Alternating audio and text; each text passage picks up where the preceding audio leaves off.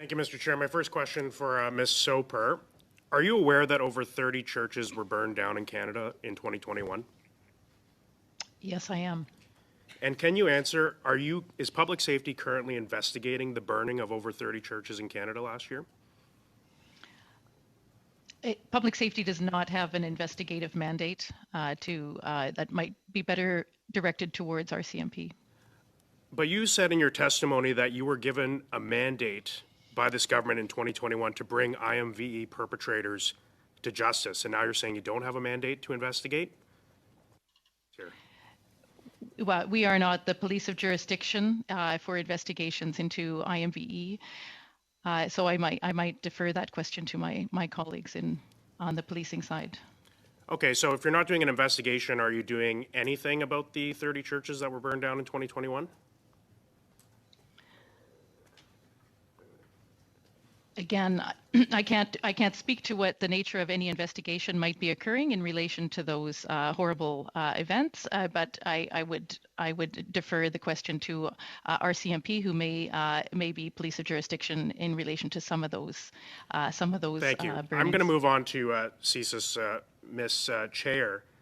I have a copy of your 2021 CSIS report, and it lists off a lot of ideologically motivated violent extremist examples, but there's not one example of 30 churches being burned down in Canada last year. Why has that not been included in your CSIS public report?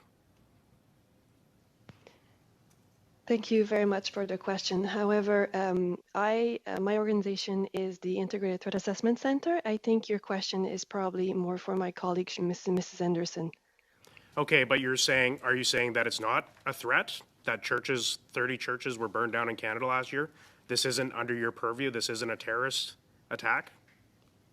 So if you allow me to explain just a little bit the mandate of my organization and how we come up with threat assessment. So ITAC is responsible to evaluate the threat, and we do that according to a very detailed methodology. We look at the intent, the opportunities, and the capabilities of potential threat actors, and we do that. Don't believe that these 30 church burnings posed a threat. So if I may, sir, we do our assessment based on collected intelligence by other organizations, and so when we provide so you have any our intelligence about the 30 church burnings? Sir, I really think that I am not the best person to answer that question. I just find it interesting because you do have extensive stuff in your public report about ideologically motivated extremism, religiously motivated extremism, politically motivated extremism, and yet 30 churches being burned down in Canada last year didn't merit a mention.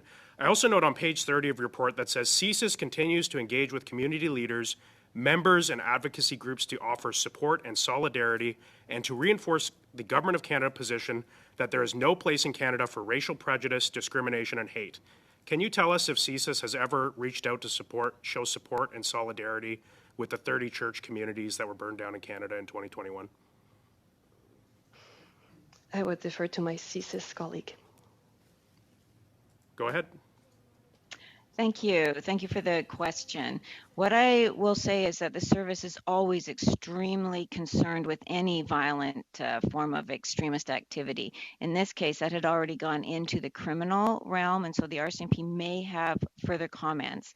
What we are always doing is trying to get out ahead and see if we can determine where the threat is coming from in advance of those horrendous sorts of activities. Of course, absolutely, the burning. But your report, sorry, your report does talk about a lot of things that happened in the past. So clearly, you're not just talking about the future. You have talked about terrorist attacks happening since 2014, ideologically motivated violent extremism. And yet, in 2021, there's not a single mention in your public report about 30 churches being burned down in this country. Well, what we are trying to do is make sure that we understand the underlying threat so that we can try and prevent that sort of activity happening into the future.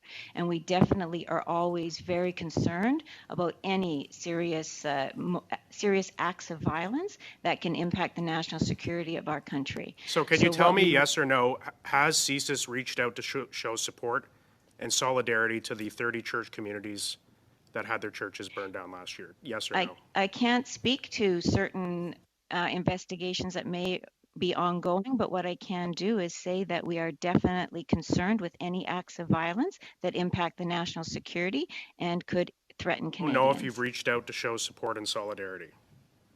I can't speak to what may be happening in the operational space in an unclassified environment. Okay, well, it would have been nice to have a statement of at least concern for these communities from CSIS, considering the fact that at 4 a.m. in the morning in my town of Morinville, over 50 people had to be evacuated from their homes because a church was burned down, and there was a massive threat that a senior's home, apartments were going to be burned to the ground. It was only due to the heroism of 50 local volunteer firefighters that this blaze was brought under control.